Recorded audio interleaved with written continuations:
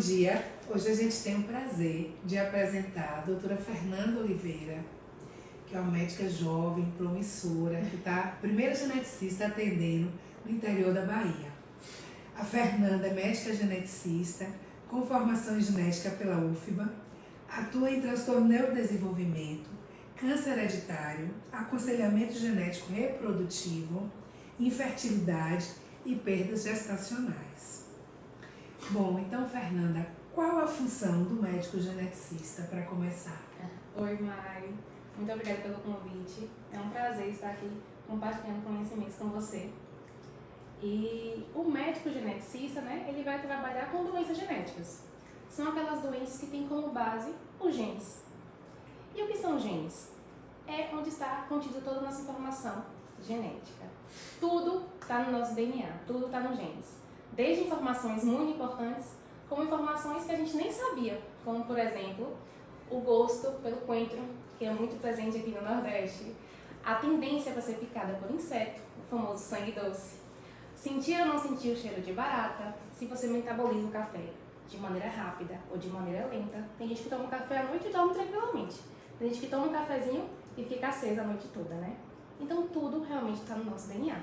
E o papel do geneticista é investigar os genes e, a partir dali, traçar um acompanhamento estratégico com essas informações. Muito interessante. Qual a importância da avaliação genética no transtorno do espectro autista? A avaliação é necessária para todos os casos? A pergunta de milhões, né? Sim, a pergunta de milhões. Sim, é importante que todo paciente com diagnóstico de TEA passe por uma avaliação com o médico geneticista. A gente sabe que a origem do TEA, a etiologia do TEA é muito complexa, mas tem uma herdabilidade, ou seja, uma taxa de transmissão muito grande. Cerca de 90% dos casos podem ser herdados. Então, essa avaliação, primeiro, conta com uma avaliação clínica. Então, o paciente precisa passar por consulta com o médico geneticista. A gente vai fazer uma investigação, perguntar desde os antecedentes gestacionais, antecedentes neonatais, histórico familiar e fazer um exame físico que a gente chama de dismorfológico. O que é isso? A gente vai ver como está a fundação de orelha, distância entre olhos, tamanho da cabeça, ver se tem, naquele paciente com TEA, também alguma alteração dismorfológica, porque isso muda completamente o acompanhamento desse paciente. No sentido de exames, no sentido de qual exame pedir primeiro. Então, o primeiro passo sempre é a avaliação clínica, para a gente poder determinar quais são os aspectos genéticos daquele paciente com autismo. Assim, entender melhor sua individualidade, entender sua genética e traçar todo um plano estratégico para ele. Bom, eu considero importantíssimo, né? Concordo com você, porque hoje a taxa do TEA está de 1 para 36 crianças na idade de 8 anos nos Estados Unidos. No Brasil a gente não tem esse dado, mas a gente no atendimento clínico vê como está prevalente, como é enorme o número de pessoas com diagnóstico de autismo, principalmente em criança e adolescente. A atividade da geneticista ajuda demais nesse diagnóstico e prognóstico também. Sim, com certeza. Entender, né, a genética nos dá mais força para investigar aquele paciente e dar o que a gente tanto quer dar para os nossos pacientes, os pais dos pacientes, que são respostas, que muitas vezes a gente não consegue, mas a genética nos ajuda nesse sentido. Eu gostaria que você repetisse um pouquinho falando de como é feita essa avaliação, porque muitas pessoas perguntam, são exames? É uma consulta clínica? Eu gostaria que você falasse o passo a passo da avaliação genética. Sim. Essa pergunta é bem interessante, né? Porque muitos pacientes vêm para o médico geneticista e não entendem bem o que é aquilo ali. Né? Tem paciente que vem em jejum, porque acha que já vai ser um exame genético. E nem sempre quer dizer exame genético. A gente primeiro tem que passar pela avaliação clínica. A avaliação clínica sempre vai ser o mais importante. O paciente às vezes já vem com um monte de exame, doutora, eu fiz esse exame. Eu pego o exame, coloco de lado e pergunto, conte sua história. Me conte, você é filho de pais que são primos ou não? Como foi essa gravidez? Foi uma gravidez planejada? Realizou pré-natal? Então tem perguntas que parecem bobas, mas que são muito importantes nessa avaliação do médico geneticista. Então realmente é uma anamnese, que é aquela pergunta, né, para o paciente, bem minuciosa. A avaliação clínica tem esse ponto importante. E o histórico familiar, que é uma coisa muito da gente, do médico geneticista, né? Perguntar histórico familiar, construção de heredograma, para a gente entender qual o padrão de herança ali, quais são as doenças mais prevalentes naquela família, origem, ancestralidade também vai ser importante para essa família, entender de onde esses pais vieram, os avós vieram, porque tem algumas alterações genéticas que são mais prevalentes em um grupo específico de população. Então, a avaliação clínica abrange tudo isso. E aí a gente parte, como eu falei, para o exame físico. É um exame físico bem detalhado, a gente tem gráficos e curvas para tudo que a gente imaginar. Desde distância entre os olhos, distância intermamilar, tudo isso vai ser importante. Porque dentro do autismo, essa avaliação vai colocar ele em grupos diferentes. Tem um paciente que tem um TEA isolado, que eu digo que é o TEAzão clássico, que realmente tem mais transtorno comportamental, mas não vem com muitas comorbidades associadas, e tem um TEA sindrômico ou complexo, que é aquele paciente com autismo que tem um rostinho diferente, que tem uma cardiopatia associada, uma alteração oftalmológica, então não é um TEA plus, um TEA que vem com mais coisas, então um TEA sindrômico. E a investigação desses pacientes vai ser diferente. Então, o primeiro ponto é a avaliação clínica. Muito bem. E assim, existe uma ordem? Existem exames que também são solicitados? Sim. Existem exames que são solicitados, porque eu também falo, né? Quem vê cara não vê gene. Então tem coisa que a gente só vai conseguir realmente com um exame. Aqui no Brasil a gente segue uma ordem, porque tudo também é pesado custo-benefício. Então, pela nossa realidade socioeconômica, a gente faz uma ordem um pouquinho diferente do que é feito, por exemplo, nos Estados Unidos. Aqui a gente inicia com o cariótipo.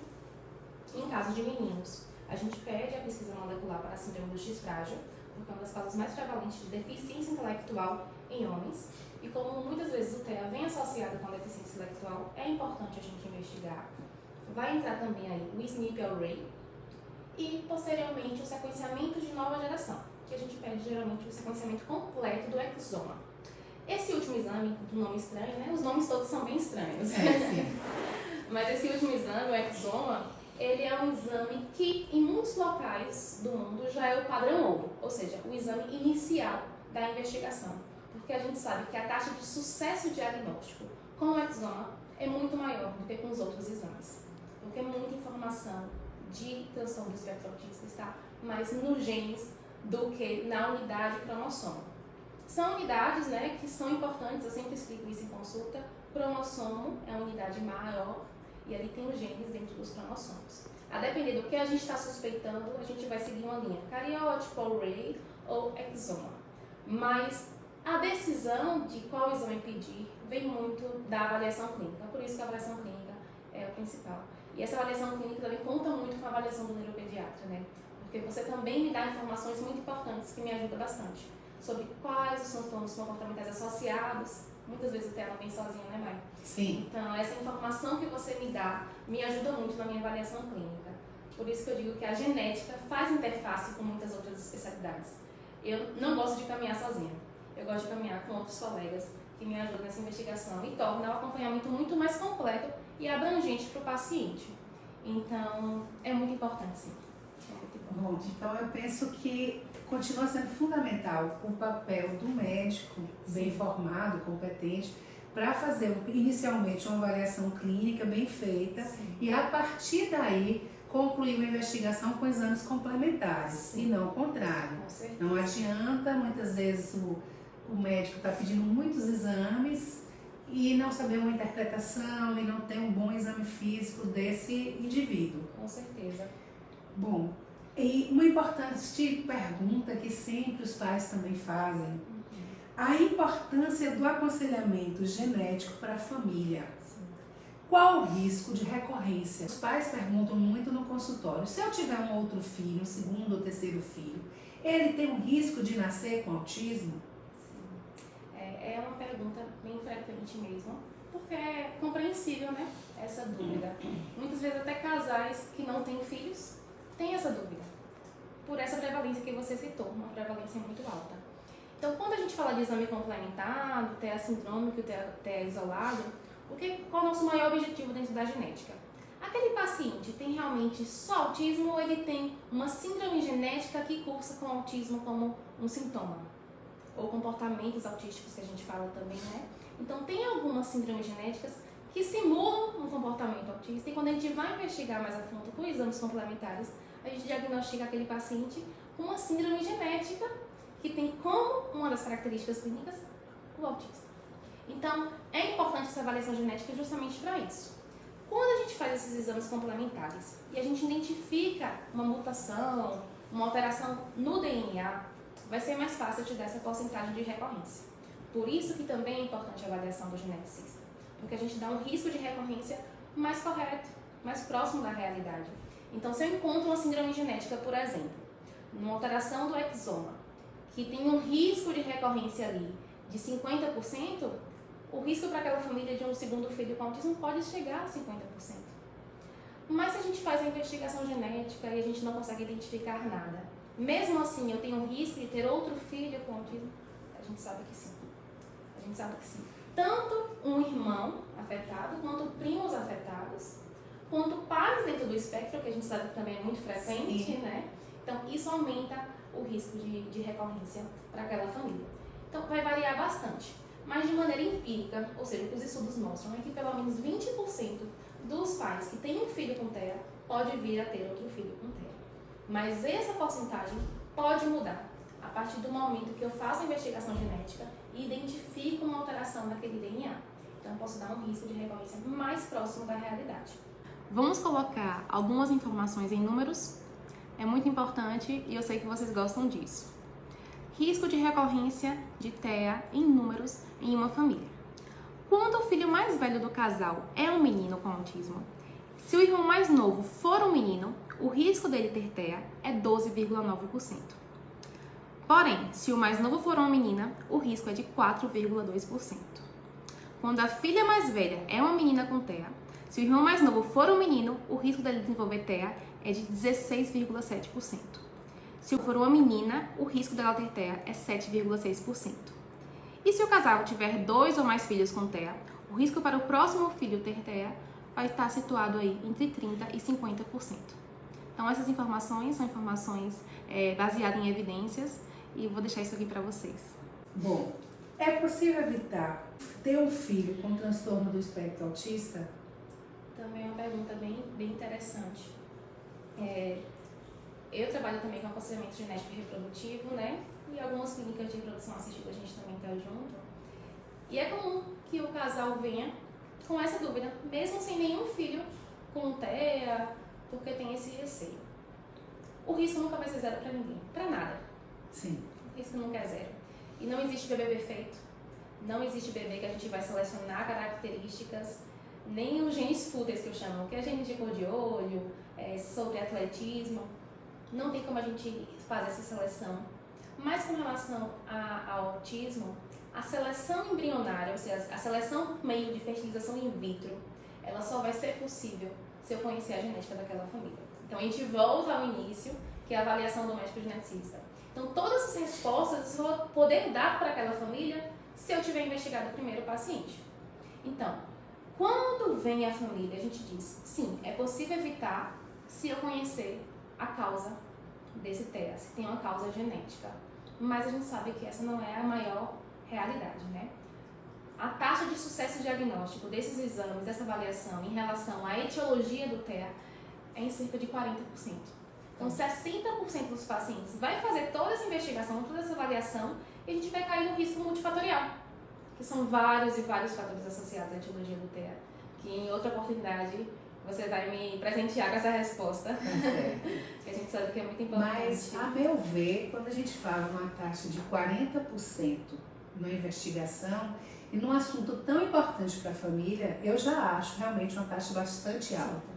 Então, eu realmente já considero muito importante o aconselhamento genético dos pais. E mesmo o não encontrar é importante, porque é uma resposta. Encontrar ou não encontrar são respostas que a gente pode ter. Então, trazer também esse acalento para aquela família, de ter resposta, de entender o que aconteceu, é muito importante. Então, todo mundo precisa passar por avaliação, porque mesmo quando a gente não encontra, o não é uma resposta também. Então, quando a gente encontra, aí sim a gente pode pensar em métodos reprodutivos por meio de reprodução assistida para fazer seleção embrionária e apenas transferir aquele embrião que não tenha a mutação encontrada na família. Então, sempre vai ser importante, porque tanto sim quanto não é uma resposta e traz aí um acompanhamento, um planejamento estratégico diferente para aquela família. Uhum. Bom, e onde as pessoas podem te encontrar? Então, eu estou em Vitória da Conquista, né, atendendo uma vez por mês aqui. Muitas vezes eu fico mais de um dia, porque a demanda está crescendo bastante.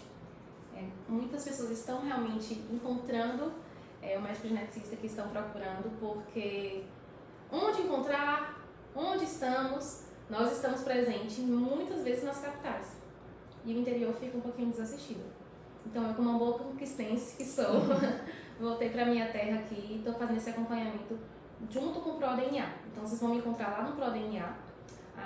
A gente vai deixar essa informação aqui, né, no texto, para contato de marcação. Mas eu estou por lá e esperando os pacientes para poder dar essa resposta, esse acompanhamento completo, porque tudo é genética, tudo está no nosso DNA, tudo está nos genes.